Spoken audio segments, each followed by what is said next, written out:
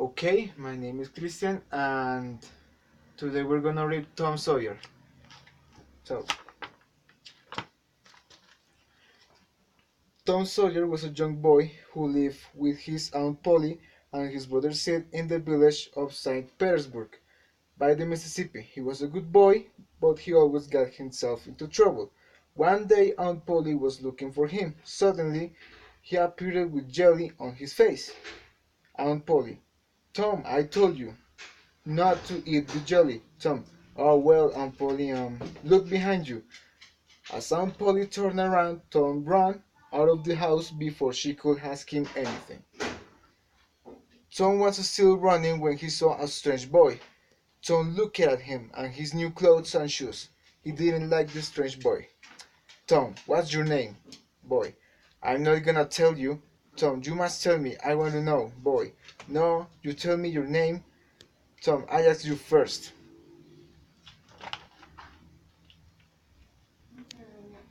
Tom and the boy started fighting. They punched and scratched each other. The boy ran away crying. It was getting late, so Tom climbed through the bedroom window because he didn't want his Aunt Polly to see him. But Aunt Polly was standing there in his bedroom. She was very angry. Aunt Polly, Thomas Sawyer, for what you did you just now, you'll paint the fence tomorrow. The next morning, Tom was standing in front of the fence. It was very long and very high, and he started painting. Ben, a friend from school, came by. Ben, I'm going to the river. Do you want to come with me? Tom really wanted to go, but he knew he couldn't. Then he had an idea. Tom, Aunt Polly let me paint the fence. Nobody else can do it. You know. Ben, what do you mean? I can do it. Ben gave Tom 5 of his marbles to let him paint. More boys came by, and Tom got them to do the job for him. In the afternoon, the fence was as good as new. Tom had a lot of new toys, and Aunt Polly was very pleased.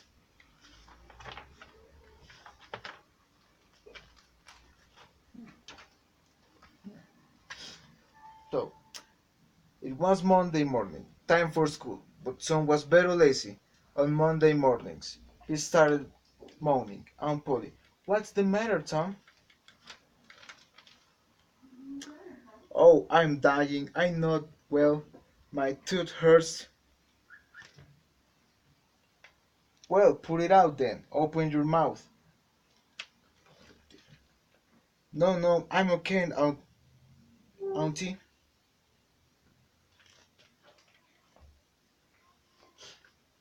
But Aunt Polly pulled out his tooth, and Tom was very proud of the gap in his teeth because he could spit and whistle through it. He showed off on the way to school, and all the boys were jealous. Then he made his friend Huckleberry Finn. Huck lived on his own, with the help of the villagers, and he didn't go to school. Aunt Polly didn't let Tom play with Huck, but Tom did because they were friends, and he liked him. Tom, hello Huck, what's that? It's a dead cat. We should bury it, but we have to go to school now. Let's meet at the graveyard at midnight and bury it then.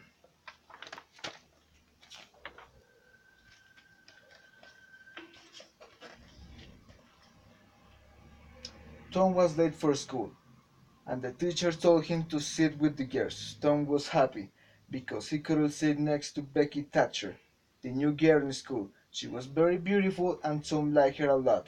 Tom started droning. Becky, let me see. Who's that? It's you, told Tom. It's nice. I can draw. I can show you how. Let's meet after school. After school, Tom met Becky. He gave her a pencil and together they drew a house. Then they started talking. Tom, do you like rats? No, I don't like. I like chewing gum.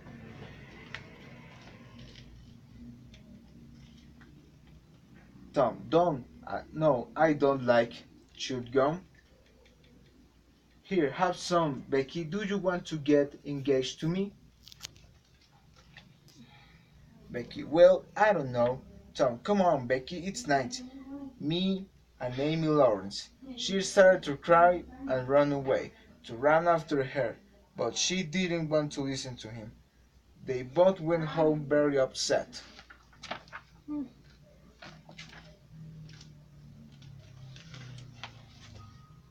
That night, Tom and Huck went to the graveyard to bury the dead cat, but when they arrived there, they found out that they weren't alone. Muff Potter, Indian Joe, and the doctor were there and they were arguing about something. The two boys hid behind some trees and watched in silence.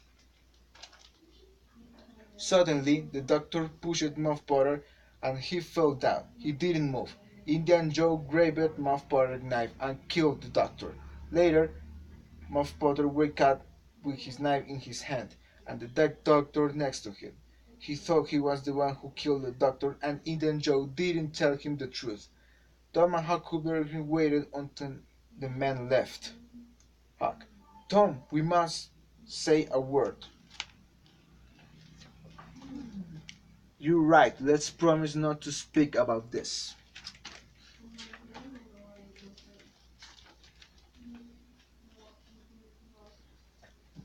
The next day, everybody knew about the murder. Someone recognized Muff Potter's knife, and soon the police arrested him. Villager, did you hear? Muff Potter killed the doctor. Villager, yes, they found Muff's knife next to the body. Tom was very sad. Becky was talking to him, and now he had this big secret. At school, he met Joe Harper, a friend, who was also sad because he had a fight with his mother that morning. So they arranged to meet by the river at midnight to run away. Joe, nobody loves us. Why stay here? Tom, let's run away. Then they miss us. Let's meet at the river at midnight. I tell Huck too.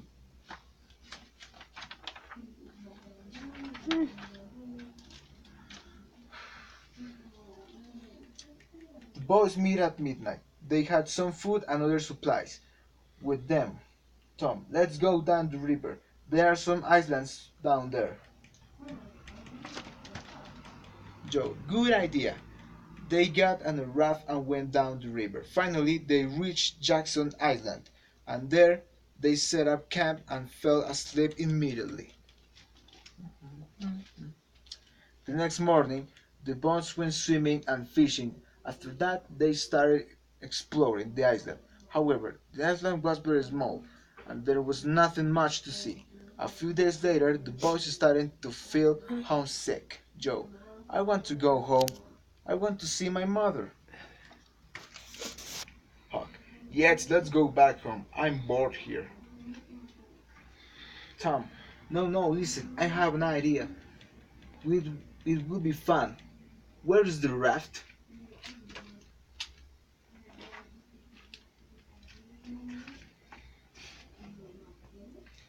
Back home, everyone thought the boys were dead. Villager, they raft was in the river. Poor boys, they drowned it. The funeral will be tomorrow.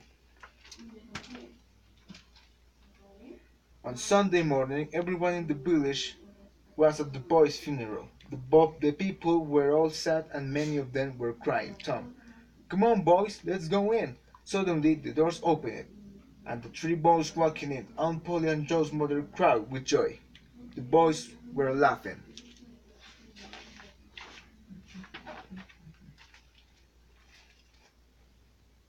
The school vacation started, and Moss Potter Trail was getting closer. The whole village was talking about it. Tom was very nervous, and he went to find Huck. Tom, we should do something, Huck. No, Tom, we can't. Indian Joe is very dangerous. The boys felt very sorry for Muff Potter, so they went to visit him in prison. Potter was very happy to see them. Muff Potter, thank you boys for visiting me. You're very kind. Tom, You are a good man, Muff Potter. We know that.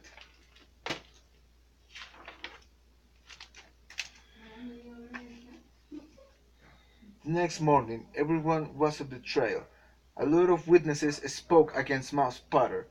The Muff lawyer called his last witness. Everyone was surprised when they heard who it was. Lawyer. Mr. Thomas Sawyer. Tom was nervous and scared. Indiana Jones was looking at him. Lawyer. Thomas Sawyer. Where were you on the night of the murder, Tom? At the graveyard. What were you doing there? Indian Joe was nervous, now too. Lawyer. Did anyone see you, Tom? Tom. No, I was hiding behind some trees. What did you see? Tom. Indian Joe, Muff Potter, and the doctor were having a fight. Then Muff fell down and Indian Joe took Muff Potter's knife and killed the doctor with it. There was a crash. Indian Joe jumped out of the window and disappeared.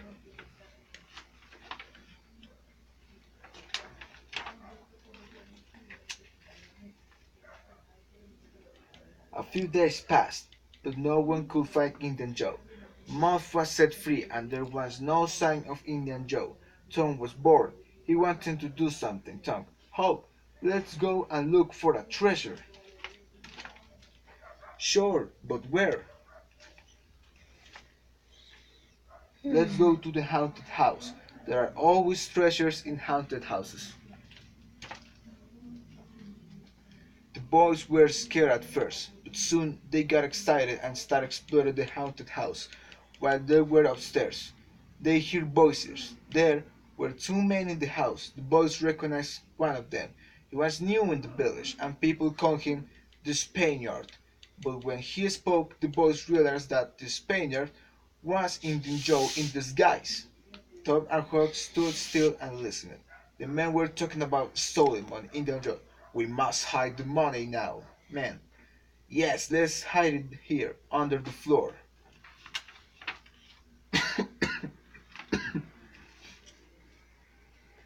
As the men were digging, they found something on the floor. It was a box.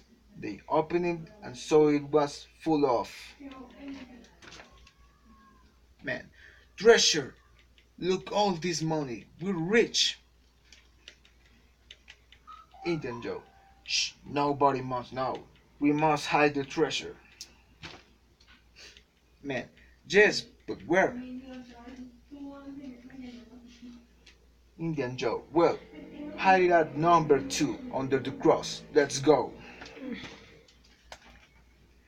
The boys started to find out where number 2 was, but they had no idea where to look. In the meantime, the people of the village were organizing a picnic for Saturday.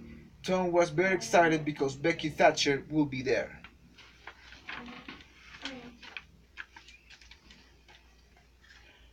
Everyone had a great time at the picnic, and in the afternoon, they all decided to explore the nearly cave, so they got some candles and started exploring. Tom and Becky went deeper and deeper into the cave, when suddenly they realized that they were alone and lost in the cave. Tom, Becky, I was a fool. I didn't make any marks and now we can find the way out. Becky, oh no, we're lost. Many hours passed. The children were hungry, tired, and cold. Becky just cried.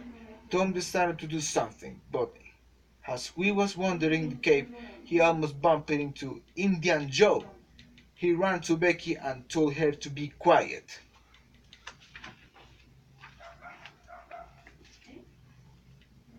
The children spent 3 whole days in the cave, but in the end Tom found a way out. Everybody in the village was very happy to see them alive and well. Tom was the hero of the day, Tom. And that is how we get out. Oh, I just want to sleep now. I'm very tired.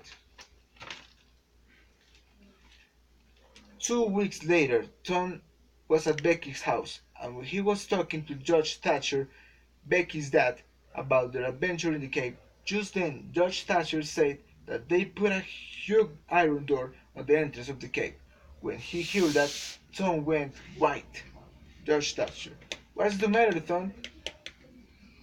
Tom. Oh, George. Indian Joe is in the cave. I saw him.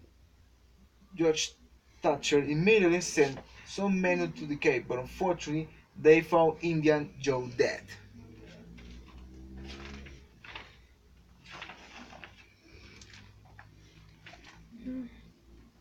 Tom's mind was still on the treasure. He went to find Huck. Tom, Huck, the, the treasure is in the cave. Huck. No, how do you know? Tom. I saw the cross and Indian Joe was there too. Number 2 is in the cave. So the boys went to the cave. Tom led the way. They found the place and started digging under the cross. The treasure was there, Tom. My goodness, Huck. Look here, Huck. We're rich, Tom. We're rich. They put the money in 2 bags and went back to the village. The boys went to Widow Douglas' house because she was having a party and everyone was there. Widow Douglas had no children and she loved Huck very much. She wanted to help him. Widow Douglas. It isn't right for a child to be alone in life. Huck can live with me. We go to school and we have money to start a business later. Tom. Huck doesn't need money. Huck is rich. Wait a minute, I show you. Tom brought the bags into the house. He put them on the table and said, "There when did I tell you? Half of Huck is Huck and half of it's mine." Nobody spoke. Then everyone started asking the boys questions, and Tom was happy to tell them the whole history. When they counted the money, they found out it was more than $12,000. So Huck went to live with Widow Douglas. The boys put their money in the bank, and they started thinking about their next big adventure.